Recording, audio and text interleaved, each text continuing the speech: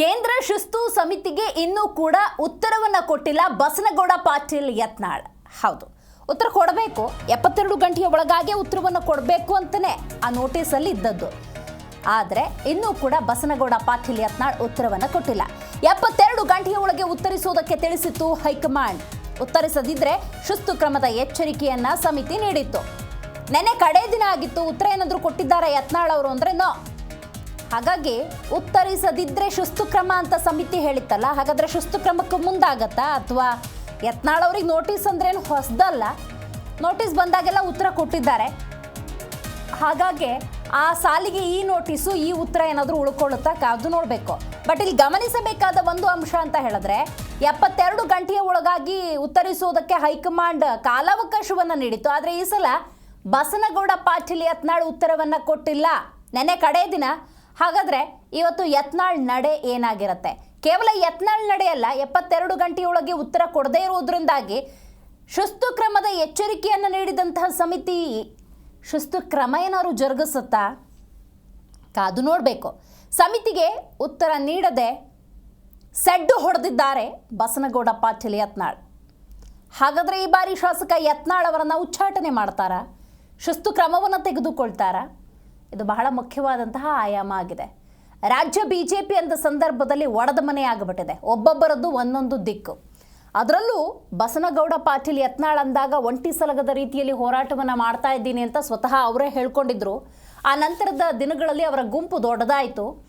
ಈಗ ಅವರ ಗುಂಪಿನಲ್ಲಿರೋರೆಲ್ಲ ಓಪನ್ ಸ್ಟೇಟ್ಮೆಂಟನ್ನು ಕೊಡ್ತಾ ಇದ್ರು. ರಾಧಾಮೋಹನ್ ದಾಸ್ ಅಗರ್ವಾಲ್ ಬಂದರು, ಪರಿಸ್ಥಿತಿ ತಿಳಿಯಾಯಿತು ಅನ್ನೋ ಸಂದರ್ಭದಲ್ಲಿ ನೋಟಿಸ್ ಅನ್ನುವಂತಹ ಬೆಳವಣಿಗೆಗೆ ಯತ್ನಾಳ್ ಉತ್ತರವನ್ನು ಕೊಟ್ಟಿಲ್ಲ. ಹೆಚ್ಚಿನ ಮಾಹಿತಿಯನ್ನು ನಮ್ಮ ಪ್ರತಿನಿಧಿ ಜನಾರ್ದನ್ ಹೆಬ್ಬಾರ್ ನೀಡ್ತಾರೆ. ಜನಾರ್ದನ್, ಬಸನಗೌಡ ಪಾಟೀಲ್ ಯತ್ನಾಳ್ಗೆ ನೋಟಿಸ್ಗಳೇನು ಹೊಸದಲ್ಲ. ಆದರೆ ಈ ಸಲ 72 ಗಂಟೆಯ ಒಳಗಾಗಿ ಉತ್ತರಿಸೋದಕ್ಕೆ ಹೈಕಮಾಂಡ್ ಅಥವಾ ಸಮಿತಿ ಹೇಳಿರುತ್ತೆ. ಈಗ ಉತ್ತರ ಕೊಟ್ಟಿಲ್ಲ, ಹಾಗಾದ್ರೆ ಶಿಸ್ತು ಕ್ರಮವನ್ನು ಜರುಗಿಸುತ್ತಾ ಅಂತ?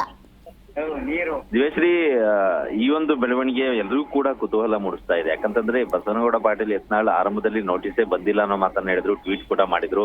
ಆನಂತರದಲ್ಲಿ ಬಂದ್ರು ಕೂಡ ಉತ್ತರ ಕೊಡಲ್ಲ ಅನ್ನೋ ಮಾತನ್ನ ಮಾಧ್ಯಮದ ಮುಂದೆ ಹೇಳಿದ್ರು. ಆದ್ರೆ ಈಗ ಸದ್ಯಕ್ಕೆ ಸಿಕ್ಕಿರುವಂತ ಮಾಹಿತಿ ಪ್ರಕಾರ ಯತ್ನಾಳ್ ಅವರು ಹೈಕಮಾಂಡ್ ನ ಶಿಸ್ತು ಸಮಿತಿಯನ್ನ, ಕೇಂದ್ರ ಶಿಸ್ತು ಸಮಿತಿಯನ್ನ ಸಂಪರ್ಕ ಮಾಡಿದ್ದಾರೆ ಅನ್ನೋ ಮಾಹಿತಿ ಸದ್ಯಕ್ಕೆ ಲಭ್ಯ ಆಗಿದೆ. ಅಲ್ಲಿ ಸಂಪರ್ಕ ಮಾಡಿ, ನಾನು ಸ್ವಲ್ಪ ಬಿಸಿ ಇದ್ದೀನಿ, ಚುನಾವಣೆ ಇದೆ, ಸ್ಥಳೀಯ ಬ್ಯಾಂಕ್ ಒಂದರ ಚುನಾವಣೆ ಇದೆ, ಕೋರ್ಟ್ ಆದೇಶ ಪ್ರಕಾರ ಚುನಾವಣೆ ನಡೀತಾ ಇದೆ, ಹೀಗಾಗಿ ಅದನ್ನ ನಿಭಾಯಿಸುವ ವಿಚಾರದಲ್ಲಿ ಆ ಕಡೆಯಲ್ಲಿ ಬಿಸಿ ಇರೋ ಕಾರಣಕ್ಕಾಗಿ ನೋಟಿಸ್ಗೆ ಉತ್ತರ ಕೊಡ್ಲಿಕ್ಕೆ ಸ್ವಲ್ಪ ಸಮಯಾವಕಾಶ ಬೇಕು ಅಂತ ಹೇಳಿ ಕೇಳಿದ್ದಾರೆ ಅನ್ನೋ ಮಾಹಿತಿ ಸದ್ಯಕ್ಕೆ ಲಭ್ಯ ಆಗಿದೆ.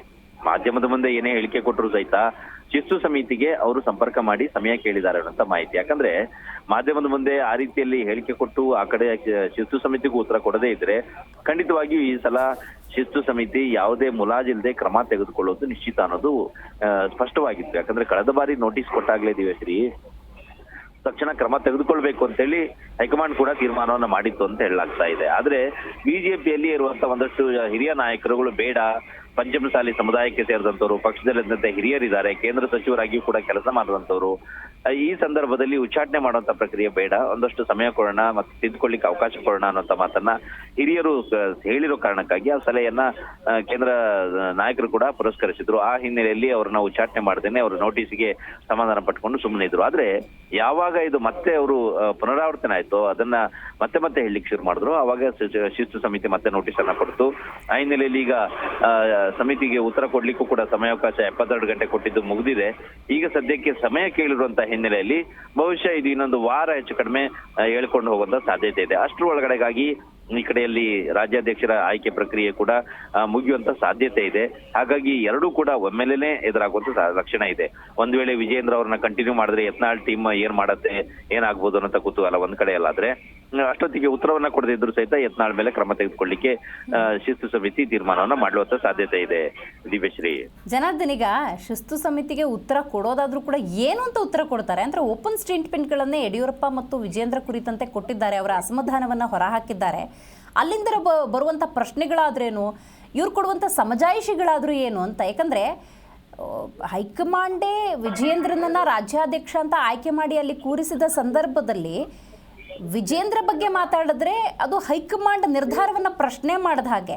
ಈಗ ಏನೇ ಉತ್ತರ ಕೊಟ್ಟರು ಅದು ಸಮಜಾಯಿಷಿ ಆಗ್ಬಿಡತ್ತೆ ಅಂತ. ದಿವೇಶ್ರೀ, ಇಲ್ಲಿ ಯತ್ನಾಳ್ ಅವರು ಉತ್ತರ ಕೊಟ್ಟರು ಅಂತ ಆದ್ರೆ ಒಂದು ವೇಳೆ ಅದು ಒಂದ್ ರೀತಿಯಲ್ಲಿ ವಿಜೇಂದ್ರ ಅವ್ರ ವಿರುದ್ಧ ಚಾರ್ಜ್ ಶೀಟ್ ರೂಪದಲ್ಲಿ ಇರುತ್ತೆ. ಆ ಮಟ್ಟಕ್ಕೆ ಅವರು ಉತ್ತರವನ್ನ ಕೊಡ್ತಾರೆ ಅನ್ನೋದು ಸ್ಪಷ್ಟ. ಯಾಕಂದ್ರೆ ವಿಜೇಂದ್ರ ಅವರ ವಿರುದ್ಧ ಅವರು ಎಷ್ಟು ಹರಿಹಾಯ್ತಾ ಇದಾರೋ ಅದೆಲ್ಲದಕ್ಕೂ ಕೂಡ ಇವರು ವಿವರಣೆಯನ್ನ ನೀಡಿ ಯಾವ ಕಾರಣಕ್ಕಾಗಿ ನಾವು ವಿಜೇಂದ್ರ ಅವ್ರನ್ನ ವಿರೋಧಿಸ್ತಾ ಇದೀವಿ, ಕುಟುಂಬ ರಾಜಕಾರಣ ಆಗ್ತಾ ಇದೆ, ಏಕಪಕ್ಷೀಯ ನಿರ್ಧಾರ ಆಗ್ತಾ ಇದೆ, ಅಲ್ಲಿ ಸಂಘಟನೆಯಲ್ಲಿ ಅವಕಾಶ ಕೊಟ್ಟಿರೋದೆಲ್ಲವೂ ಸಹಿತ ಬಹುತೇಕ ಹಿಂದೆ ಕೆಜೆಪಿಗೆ ಹೋಗಿ ವಾಪಸ್ ಬಿಜೆಪಿಗೆ ಬಂದಂತ ಟೀಮ್ಗಳಿಗೆ ಮತ್ತು ಅವರ ಆಪ್ತ ಬಳಗಕ್ಕೆ ಕೊಟ್ಕೊಳ್ತಾ ಇದ್ದಾರೆ. ಪಕ್ಷದಲ್ಲಿ ಹಿಂದೆ ದುಡ್ಕೊಂಡು ಬಂದಂತ ಹಿರಿಯರಿಗೆ ಯಾವುದೇ ರೀತಿಯಲ್ಲೂ ಕೂಡ ಪರಿಗಣನೆಗೆ ತೆಗೆದುಕೊಳ್ತಾ ಇಲ್ಲ. ಎಲ್ಲವನ್ನು ಕೂಡ ಏಕಪಕ್ಷೀಯವಾಗಿ ಅವರವರಿಗೆ ಇಷ್ಟ ಬಂದ ಹಾಗೆ ಮಾಡ್ಕೊಳ್ತಾ ಇದ್ದಾರೆ. ಜಿಲ್ಲಾಧ್ಯಕ್ಷರ ಆಯ್ಕೆಯವರೆಗೂ ಸಹಿತ ಅದೇ ರೀತಿ ನಡೆದಿದೆ. ಮತ್ತೆ 1 ವರ್ಷಕ್ಕೆ ಮೇಲಾಯ್ತು ರಾಜ್ಯಾಧ್ಯಕ್ಷರಾಗಿ, ಇದುವರೆಗೂ ಸಹಿತ ಜಿಲ್ಲಾ ಮಟ್ಟದಿಂದ ಕೂಡ ಸಮಿತಿಯನ್ನ ರಚನೆ ಮಾಡ್ತೇನೆ ಹಾಗೆ ಬಿಟ್ಕೊಂಡು ಬಂದಿದ್ದಾರೆ. ತಾವೊಬ್ಬರೇ ಪಕ್ಷದಲ್ಲಿ ಎಲ್ಲವನ್ನೂ ಕೂಡ ನಡೆಸ್ಕೊಂಡು ಹೋಗ್ತೀನಿ ಅನ್ನೋ ಮಟ್ಟಕ್ಕೆ ನಡ್ಕೊಳ್ತಾ ಇದ್ದಾರೆ. ಕುಟುಂಬ ರಾಜಕಾರಣ ಎಲ್ಲವೂ ಕೂಡ ಸೇರಿಸಿ ಆ ದೊಡ್ಡ ಭ್ರಷ್ಟಾಚಾರವನ್ನು ಒಳಗೊಂಡಂತೆ ಎಲ್ಲಾ ಅಂಶಗಳನ್ನ ಸೇರಿಸಿ ನೋಟಿಸ್ಗೆ ಕೊಡುವಂತ ಉತ್ತರ ಅದು ಒಂದು ರೀತಿಯಲ್ಲಿ ವಿಜೇಂದ್ರ ಅವರ ವಿರುದ್ಧ ಚಾರ್ಜ್ ಶೀಟ್ ಅನ್ನುವಂತ ಅರ್ಥ ಪಡ್ಕೊಳ್ಳುವಂತ ರೀತಿಯಲ್ಲಿ ಅವರು ಉತ್ತರ ಕೊಡ್ತಾರೆ ಅನ್ನೋದು ಸ್ಪಷ್ಟ. ಆದ್ರೆ ಯತ್ನಾಳ್ ಅವರು ಸಮಯ ಕೇಳಿದ್ದಾರೆ, ಇನ್ನೊಂದು ವಾರದಲ್ಲಿ ಅದನ್ನು ಕೂಡ ರೆಡಿ ಮಾಡಿ ಉತ್ತರವನ್ನ ಕೊಡ್ತಾರೆ. ಅದಕ್ಕೆ ಹೈಕಮಾಂಡ್ ತೃಪ್ತ ಆಗತ್ತಾ? ಇವರು ಈ ಮಾಧ್ಯಮದ ಮುಂದೆ ಏನು ಹೇಳಿಕೆ ಕೊಡ್ತಾ ಇದಾರೋ ಅದನ್ನ ನೋಟಿಸ್ ನಲ್ಲೂ ಕೂಡ ಅದೇ ರೀತಿಯಲ್ಲಿ ಉತ್ತರವನ್ನ ಕೊಟ್ಟು ಹೈಕಮಾಂಡ್ಗೆ ಕಳಿಸಿದಾಗ ಹೈಕಮಾಂಡ್ ಬಗ್ಗೆ ಏನ್ ಹೇಳುತ್ತೆ ಅನ್ನೋದು ಈಗ ಕುತೂಹಲ. ಯಾಕಂದ್ರೆ ಚಾರ್ಜ್ ಶೀಟ್ ರೂಪದಲ್ಲಿ ದೊಡ್ಡ ಮಟ್ಟದಲ್ಲಿ ಆರೋಪದ ರೂಪದಲ್ಲಿ ಉತ್ತರವನ್ನ ಕೊಟ್ಟಾಗ ತಾನು ಹೇಳಿದ್ದು ಸರಿ ಇದೆ, ಈ ಕಾರಣಕ್ಕಾಗಿ ಹೇಳಿದ್ದೆ ಸರಿ ಇದೆ ಅಂತ ಹೇಳಿ ಯತ್ನಾಳ್ ಅವರು ಸಮರ್ಥಿಸಿಕೊಂಡು ಉತ್ತರ ಕೊಟ್ಟಾಗ ಹೈಕಮಾಂಡ್ ಅದಕ್ಕೆ ಏನ್ ಮಾಡುತ್ತೆ ಅನ್ನೋದು ಕುತೂಹಲ. ಯಾಕಂದ್ರೆ ಹೈಕಮಾಂಡ್ ಅವರೇ ನೇಮಕ ಮಾಡಿದಂತವ್ರು ರಾಜ್ಯಾಧ್ಯಕ್ಷರನ್ನ ಒಂದ್ ವೇಳೆ ಅವ್ರನ್ನೇ ಕಂಟಿನ್ಯೂ ಮಾಡೋದಾಯ್ತು ಅಂತಂದ್ರೆ ಯತ್ನಾಳ್ ಅವರ ಕೊಟ್ಟ ಉತ್ತರಕ್ಕೆ ಅವರು ವಿರೋಧವನ್ನು ವ್ಯಕ್ತಪಡಿಸಬೇಕು. ಒಂದ್ ವೇಳೆ ಒಪ್ಕೊಂಡ್ರೆ ವಿಜೇಂದ್ರ ಅವ್ರನ್ನ ಬದಲಾಯಿಸುವಂತ ಪರಿಸ್ಥಿತಿ ಬರುತ್ತೆ. ಹಾಗಾಗಿ ಹೈಕಮಾಂಡ್ ತೀರ್ಮಾನ ಏನು ಅನ್ನೋದು ಬಹಳ ಕುತೂಹಲ ಆಗಿರುತ್ತೆ. ದಿವ್ಯಶ್ರೀ, ಥ್ಯಾಂಕ್ ಯು ನಿಮ್ಮೆಲ್ಲ ಮಾಹಿತಿಗಾಗಿ ಜನಾರ್ದನ್.